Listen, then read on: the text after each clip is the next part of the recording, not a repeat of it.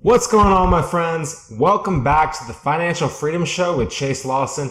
I'm your host, Chase Lawson, and for those just meeting me, personal finance is one of my biggest passions. This is a subject that I've spent most of my life learning about and educating myself on. I'm also the author of the best-selling book, Financial Freedom, Breaking the Chains to Independence and Creating Massive Wealth, which you can pick up on Amazon. Personal finance doesn't have to be complicated, so each episode is intended to make things simple to understand, make you think about things in a new light. We've got another great episode today, but before we begin, please go ahead and hit that subscribe button so that you don't miss a single episode. Let's get started. So on today's episode, we have another fantastic guest joining the show. I'm excited to introduce Harry Stout. Harry is a senior leader in the global financial services business with expertise in personal finance, life insurance, annuities, product innovation, and business management. He has over 30 years of financial services industry experience in the US and abroad, working in Europe, Northern Asia, Africa, New Zealand, and Australia. Most recently, he wrote the FinancialVerse, which presents a straightforward, easy-to-read explanation of what you can expect to experience at each stage of your financial life. The book is made up of the knowledge, decisions, resources, risks, and tools you are likely to encounter during your financial journey. So without further ado, Harry, welcome to the show. Chase, it's really wonderful to be with you today. Awesome. Well, anything I left off there, Harry, that you wanted to add about yourself? What I would say, Chase, I've worked in a variety of different ways. I've been in the advice business, the insurance business, the investment business. And as you've mentioned, I've worked around the world. So I've gotten a chance to see people's problems on a global basis. And as we look at that, what we find is the problems are very similar. So let's see how we can address some things today and help some people that are on the line. Perfect. Well, Harry, I'm always curious, what got you interested in this crazy field of personal finance? Well, actually, I'm a CPA by training and spent a decade in the public accounting world, but got the opportunity to move into the financial services business on a program where the organization took in financial leaders and taught them various financial services businesses. So I learned a number of different businesses as part of this one group. And actually, I went into the life insurance side and the annuity business. So I made the transition. I liked it. I liked helping people with their financial futures and decided that's really where I wanted to be. And I've been doing it for over 30 years at this point in time. And it's been a nice ride. Awesome. Well, I'm really excited for today's show. Today, we're discussing some of the biggest mistakes people make with finance and how it's usually not about money. Harry, I know we were chatting beforehand and you shared a few of those mistakes with me, and there are certainly some of the ones that I see as well each and every day with people that I speak with. So let's go ahead and go through them. What would you say the biggest mistakes people will make when it comes to finance? Actually, I think for me, one of the biggest ones, Chase, is the fact that they don't start saving soon enough. Many people say, look, I want to take care of my lifestyle now. I want to buy the things that I want now, and I'll worry about saving later. So what they don't do is they don't properly fund their emergency fund, and they don't begin saving for their future. And today that's so important. And in fact, because of the pandemic, it's even more important. People are really going to have to save more. And I believe one of the reasons for that is the fact that interest rates and returns are much lower than they were prior to the pandemic. Absolutely. This is one of the foundations of personal finance. I've covered compound interest in prior episodes on the show, but people seem to lack the foresight to realize that you can have a lot of fun today, sure, but what does that mean for your future? Personally, I don't want to work until I'm 65, or at least I want to have the option to quit working earlier if I choose to do so. If you invest only $250 per month starting at age 25 and earn 8% interest annually on that money, your money will be worth $878,000 by the time you reach age 65. But if you wait 10 years till age 35, it'll only be worth $375,000. So waiting even just a few years can have drastic impact and implications on your future. It really does, and it's really important. And I don't mean to rain on your parade a little bit there, Chase, but working to 70 is going to be much more common for people. And Sure. And one of the reasons is they're going to live longer, and we'll talk about that today. They're going to live longer, but you have to save more money to fund those longer life expectancies. So my personal belief is people will begin to work to their 70s. It'll be much more common for people to do that rather than age 62 to 65 as you were targeting. But I know you're a successful individual. You're going to do really well. But for the bulk of people, I think it's going to be a longer time that they're working. Definitely. And especially with Social Security, the future of that being so uncertain, people can't depend on that as income in retirement. So no doubt. But getting started early, saving, just as you said, $250 a month, start today. There's a way you can do that, and that'll pay such dividends for you. And the nice thing with the younger generation is you all can take advantage of time, and time's powerful here. And if you're not going to have significant interest rate availability, having more time is going to be really helpful to you. Definitely. Well, great. That's the first mistake that you see, and I see that as well. What would you say the next mistake people make is? This is one, and people, when I mention this, people run away, but hopefully that your listeners will still stay with us. But it has to do with understanding and paying for their health costs and long-term care costs. It's amazing how many people don't understand the health plan that they have, the co-insurance, the deductibles, what the maximum out of pocket they have in a given year. And sometimes they have benefits they don't even know they have that they should use. And so that's really, to me, health is so important. Physical health, mental health is so important. But really understanding how your health insurance works and making sure you utilize it to the maximum extent is significant. On the long-term care side, that's really, in my view, that is the elephant in the room for most Americans. People are not planning for long-term care. Actually, they're not planning really for their health costs in retirement enough. I think, as you and I both know, there's an annual survey from Fidelity Investments on the out-of-pocket expense that people can expect for healthcare when they get older, not including long-term care. And that's gotten up to be about $300,000 now for a couple, both turning 65. It's a lot of money. The long-term care side is so significant because about 65% of Americans are projected to need long-term care later in life, but most people don't have coverage of one sort or the other. So if you're not looking after your health and your health insurance and long-term care needs, you're going to have a significant hole in your financial plan, and it'll be a huge gap. And you're going to have to make it up at some point in time. And all of this gets back to, you need to have the money available to provide for your care so you can lead a good life. So it's really important. And I think that's one that people really need to spend more time on. A lot of times as soon as you mention health insurance, people will run the other way. I don't want to look at that. I really don't want to focus on it, but you really need to. Definitely. Yeah, I know it can be kind of complicated to understand. So, I mean, what do you think the best ways are people can educate themselves on it, such as the differences between the different plans they have at work and which might make more sense for them? Yeah, I think you need to utilize your human resource staff at your employer. It's okay to have a question. It's okay. I really want to understand this. And then you can get into other things, as you well know. You can get into flexible spending accounts, health savings accounts. There's other things you can do that might be beneficial to you. But just asking questions to make sure you understand what benefits you're entitled to and the fact that you're able to use them and you can use them. So being courageous enough, if you will, to ask a question. Yeah, and as you mentioned, obviously, when you're younger, you feel invincible. You feel like your health is on top of the world. You're never going to need, long-term care or need to worry about potential health concerns down the road. But for most people, their health is likely to inevitably get worse as they age. It can vary from one person to another, but this is important to think about. So what are some ways that people can better take control of these future needs? In life, we ask for advice on how we play golf, how we play tennis, how we do gaming, what we can do to be a better person, relationships. We really seek out coaches to help us. I think one of the most important things people can do is look for a financial coach, a financial advisor to work with. I learned a long time ago, if you don't know where you're going, you may not get there. And that's a quote from an old baseball player in my youth, but I think it's true. So I really think you need to get advice.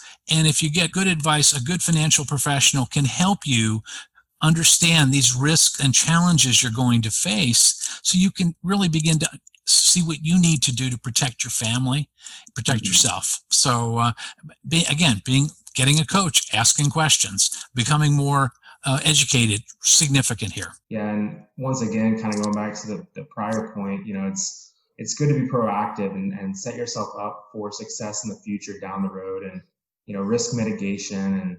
And we buy insurance for a reason. Why don't we think about that when it comes to our financial futures? In my life, I've seen a number of situations.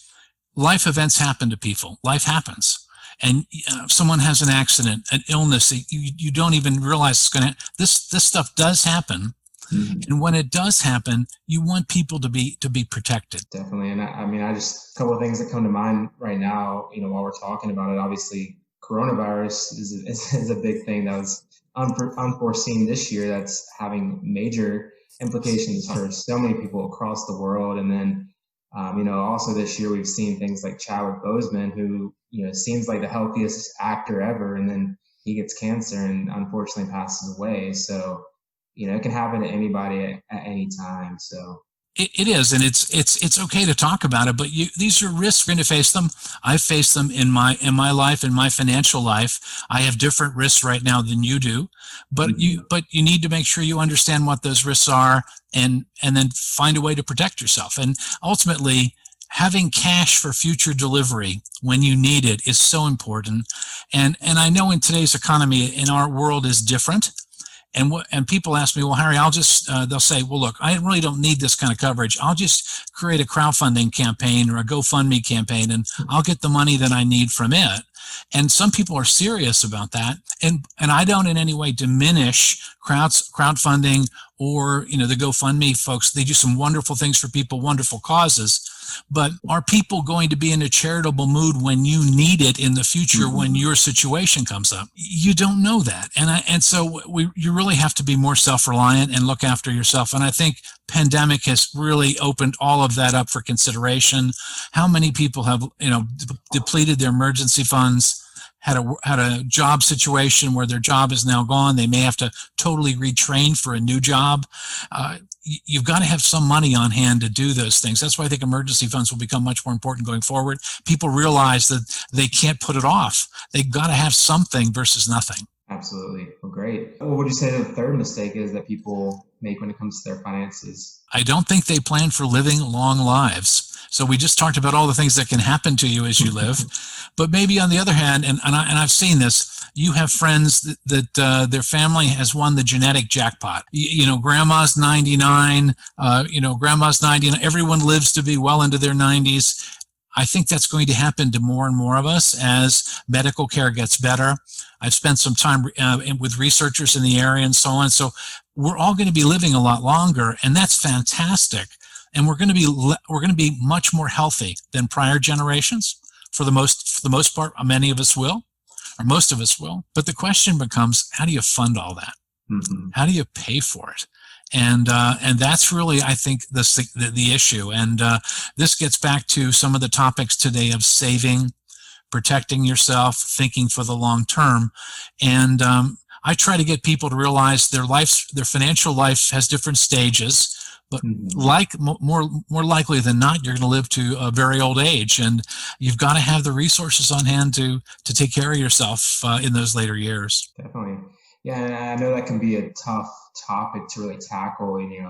Your end of life is certainly a moving target. Nobody really knows where it'll end up. Obviously people die at different ages. Some live into their hundreds, and others, die sooner. So how do you prepare yourself for this? Well, I guess when you look at it, one of the great places you can go and always check to see how long you're going to live is socialsecurity.gov. They have a life expectancy calculator there. You can always put in your current age and so on, and it'll tell you how long they expect you to live.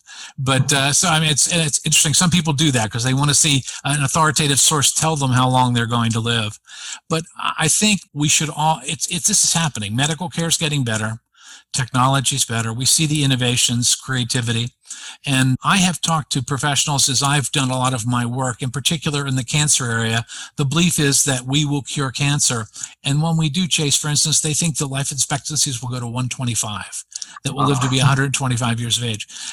I don't know what I would do. When do you stop working? I mean, you stop working at 65, you still have 60 years left. But these are real issues that many people are grappling with. And so one of the things that I do is I talk to people. I don't refer to things as retirement, a retirement stage of life. I call it the fulfilling stage of life. And one of the reasons is I find people some people want to continue to work. They enjoy work. They don't work so much for the monetary needs as they do the psychological needs. They get that psychic income, and it's just psychological income, and it means so much to them. So you see that. You have other people that transition to charitable activities. They have things with a purpose that they want to do, contribute to, and work through, be it church related, be it community related. You see it all the time. And then there are other folks that just want to live, and they travel and they want to go all over. Maybe they haven't had a chance to do that. So I think this fulfilling period of our life is, to quote an older expression, it's a roll your own face, where people can really sit down and begin to think about the different things they've always wanted to do and look to do them. But you have to have the resources to fund those activities when you get older. So fulfilling is so important. So I think that people are just going to have to sit down and do a little bit of a reset. And as you talk about in your podcast and many of the activities that the content that you produce, you're telling people, look at your budget, look at these key aspects of what you're doing.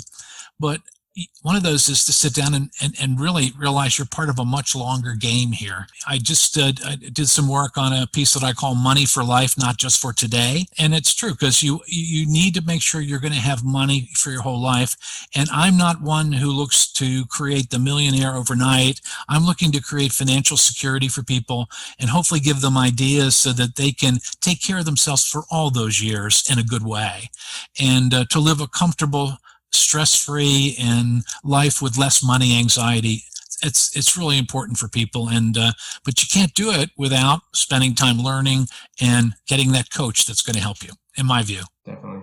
For a lot of us, we want to have money to leave behind for that next generation, but I know that some people, that's not really important for them, or maybe they don't have a next generation to leave money behind for. So I know some people, will ask the question, okay, well, I want to have enough money to live until I die, but nothing more. I don't want to leave money behind. So how do you plan for that other side of the coin, if you will? Well, I think it all gets back to having a plan. And ever since I was in college, I've had a cash budget, a 24-month rolling cash budget. I've kept it. I still do it. Actually, I was working on it this morning, and it's one of my key things that I do. And it lets me know how my cash flow is, where all the things are happening. But it also lets me know what have I got left for the long term? What do I have that I've got to deal with in the short term? So, and then your decision about if you want to leave a legacy later on, that's your choice. I mean, that's a personal choice. What we find today, or what I find in my experience, is there are people that do not want to leave money to their children. They just, they want to make sure that the last check they write bounces just as they pass away. And that's a school of thought. There are others that want to leave a legacy for their family. There are others that want to leave a legacy for their church or charitable organization that they're part of, and they set things up to make sure that happens. Mm-hmm. So it really gets down to your choice as to what you want to do, but it's your plan. And that's one of the things, and I know you know this better than anyone, the difficulty with personal finance is that it's personal. Yeah. And that's what makes it kind of different for everyone, because there are choices and decisions they make. And so I think you just need to sit down and have a clear set of values of what you're trying to achieve. Because if you know what your values are, you know what your long-term goals are, then you can work with a professional to craft the plans that'll get you there, one way or the other. Well, great. And I believe there was one other mistake that you had to cover today. Yes, and that has to do with getting protection for risk. And I'm not trying to sell everyone 25 different life insurance, annuity policies, homeowners, or automobile policies, but in reality, people have to have basic protections in place. And, when you look at it, what insurance does fundamentally is provide cash for future delivery when you need it. So if the car is destroyed in the accident, there's the $30,000 to replace it. If you pass away, there's a pot of money there that can be used to take care of the needs of your dependents. So I think people need to sit down and make sure they have the base coverages in place. And I think the hardest part, and where people get really kind of scared of this whole effort, is they feel as though they don't know, they're not comfortable with what coverages are out there. They're not comfortable with the questions to ask. They feel as though they're being sold something that they don't really need. So that can be worked on with education on their part. But fundamentally, you have to have the core protections in place. I call it getting your house in order. And you need to do that because, especially if you decide to have a family and you have children and you have dependents, if something happens to you or to your partner, what do you do? I mean, what do you do? I mean, you want to make sure that everyone's taken care of appropriately. And the worst possible thing is to pass away and not take care of your family, and for them to have to move, relocate, change schools, change friend networks.